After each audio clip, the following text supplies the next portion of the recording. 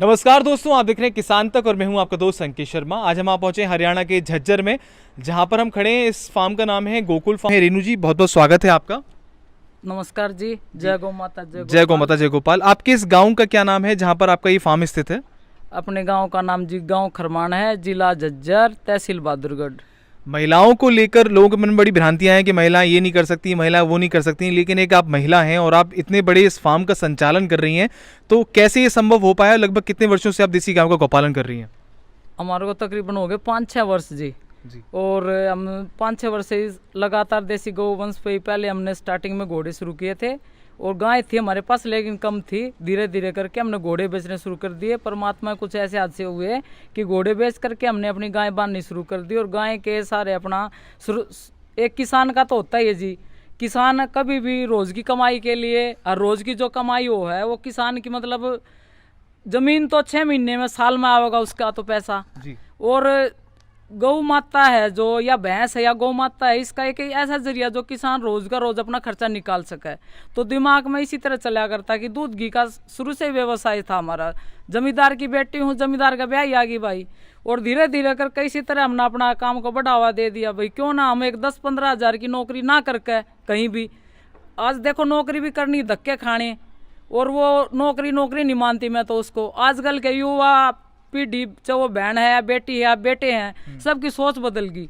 सोच बदलने के कारण सारे परेशान हो रहे हैं।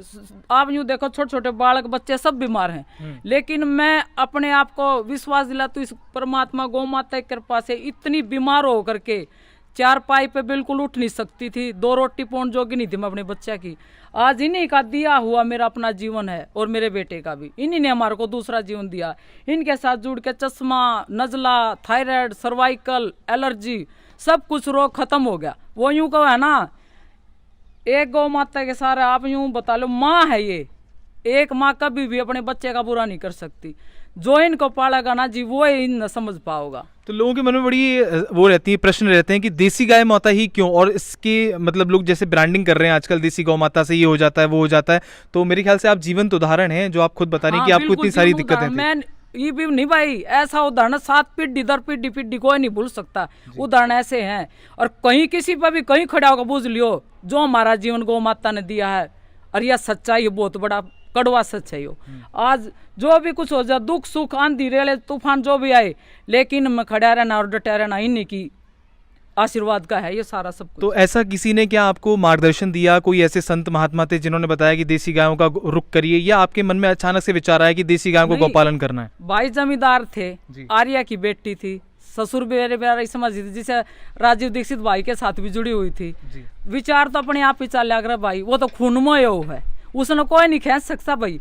जो कुदरती नेचुरली अपने खून में है, वो तो नेचुरली कहीं ना कहीं झलक जाएगा, वो अपने आप जगेंगे। बच्चे के भी अपने आप जगे हैं, शुरू से ही था मेरा भी। जिस तरह बच्चे को, बेटे को वेटनरी डॉक्टर बनावाएंगे, अपना फार्म खोलेंगे और अपना ही काम हो, जिसमें देखो अपना भी भला और समाज के भला। जहर लोग खा रहे हैं, जहर पी रहे हैं, उससे बचा करके अपने जमीर को भी बचाना, अपनी प्रकृति को बचाना। अपनी प्रकृति के साथ जो गाय माता के साथ जुड़ेगा, वो हर चीज से स्वस्थ और बढ़िया होता चला जाएगा। आप हमारे बच्चे हैं, बड़े हैं, आप देखो मैं स्वस्थ होगी, 50 के लगभग मेरी एज भी है, तो मैं तो यूं मानूं कुछ भी आज के टाइम में नामुमकिन कौन है। डॉक्टर का एक अपना अलग इलाज है, लेकिन जो देसी उसमें खावा है, देसी रबर, देसी उसका अपना हरियाणा का कल्चर भी अभी, देसी खाना, देसी रहना और देसी बोलना।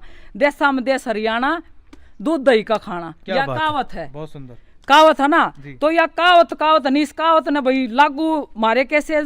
जिस तरह आज मैं एक भाण बेटी खड़ी हूँ, इसी तरह मेरी और भाण बेटी भी कंधे कंधा साथ मिला के चले। औरत किसी तक कम थोड़ी ना भाई। रानी लक्ष्मीबाई हुई है और कितनी बहन हुई है, सीता माता, भाई सब कुछ आदर्श नारी होगी, वो अपना सब कुछ कर सका है। और एक आदर्श नारी है ना, अपने आदर्श परिवार को, अपने बच्चों को, और बच्चों से अपना घर बार परिवार रिश्तेदार जहाँ तक सीमित हो गई, एक औरत सबका सुधार कर सके। लेकिन औरत अच्छी होनी चाहिए भाई, उसमें सबके अपने भाव जुड़े हुए हैं।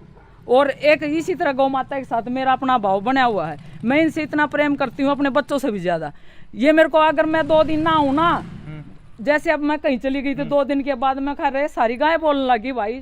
ठेकेदार को बोली, हाँ माता जी आपको देख के बोल रही है, आप दिखे नहीं। मैं बोली रानी है ये अच्छा, आप इनको नाम से बुलाती हैं? हाँ, सबके नाम है जी, सबके नाम है जी। लक्ष्मी, रानी, अच्छा, गुणवती, इधर दिखाइए गंगा, एक बार। रामो, सुनहरी, अरे ये वाह। बेटी, ये बेटी आज की ये बेटी क्या तो बैठी है, कोकिला, कोमल, सबके नाम लूंगी तो सारी भां भां करके खड़ी हो जाएंगी। उसको खड़ा कर दे भाई एक बार कोमल को।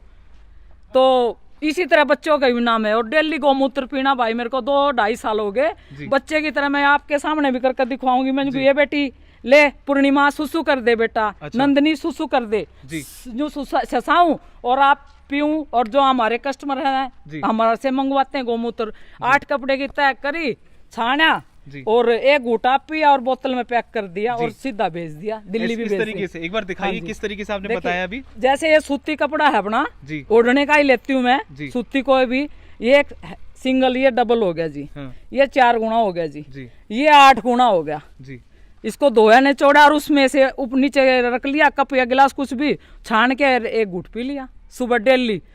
आप यूं देखो, मैं जो हमारा डेयरी का रोज का दूध है रिकॉर्ड करा करती, मतलब वो मेरे को लाइन दिखा नहीं करती कैसे क्या लिखना है। मतलब ये मेरा चश्मा उतरे तो साल से ऊपर हो गया अपने आप ही। मैंने यूं भी नहीं पता था, मेरा त्योर बढ़ गया, चश्मा टूट गया था। मैं सोचा वो भाई पंगा था, सहेले का जमींदार ने गया लांडना पड़ा, वो बहुत मुश्किल बात है चश्मा भी साथ रखना। तो मैंने वो चश्मा टूट गया, मैं सोचा फुटन देना, फूट गया तो फूट गया, मैं ना लाऊं। भाई मैंने देखा भगवान गौ माता के साथ चमत्कार हुआ। मैंने गौमूत्र पीते भी मतलब हो गए थे 3-1 महीने, दोनों टाइम पिया करती मैं, शाम ने भी सुबह भी। चश्मा उतर गया तो बहुत बढ़िया लग गया मैंने, एलर्जी खत्म, चश्मा उतर गया। थायराइड, सर्वाइकल 70% एलर्जी मेरे पास सारे, मतलब के बोले अगर भाई वे रिपोर्ट भी धरी है, कागज सारे रखे हैं। द्वारका सेक्टर 7 में डॉक्टर थे, 1000 रुपए तो फीस लिया करते, उनके टेस्ट करे उड़ा सारे, और सारे रखे हैं, सब कुछ खत्म हो गया। सिर्फ गौ माता में रहना और खाना पीना, थोड़ा बहुत योग पढ़ना, चश्मा सब कुछ ईसा गया कदे था ही ना मेरा। तो बिल्कुल बहुत अच्छी बात बताई। रेणु सांगवान जी ने बताया कि कैसे इन्होंने गौ माता की सेवा करी, गौ माता के संरक्षण में काम किया, तो इनकी जो गंभीर बीमारियां थी, चाहे वो एलर्जी हो, हाई बीपी हो, आईसाइट की दिक्कत हो, वो अपने आप ही कहीं ना कहीं चली गई। चाहे इनकी दिनचर्या ले लीजिए, चाहे गौ माताओं के पास रहने वाली सकारात्मक ऊर्जा ले लीजिए, जो उससे निकलने वाला दूध होता है उसकी मेडिसिनल वैल्यू होती है, उससे इनकी इम्यूनिटी स्ट्रांग हुई और आज ये आपके सामने हष्ट-पुष्ट खड़ी हैं। काफ़ी सारी अच्छी बातें बताई इन्होंने रेणु जी ने।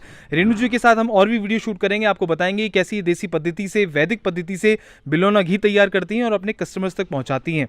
तो आशा करते हैं आपको हमारी वीडियो पसंद आएगी। अगर आपको हमारी वीडियो पसंद आई तो इसको लाइक करें, कमेंट करें, शेयर करें। किसान तक चैनल को अगर आपने अभी तक सब्सक्राइब नहीं किया है तो उसको प्लीज़ सब्सक्राइब कर दीजिए, बेल नोटिफिकेशन भी दबा दीजिए, जिससे कि आपको हमारे चैनल की सारी ताज़ा अपडेट मिलती रहे। खेती किसानी की अन्य खबरें पढ़ने के लिए आप किसान तक .in पर भी जा सकते हैं। धन्यवाद।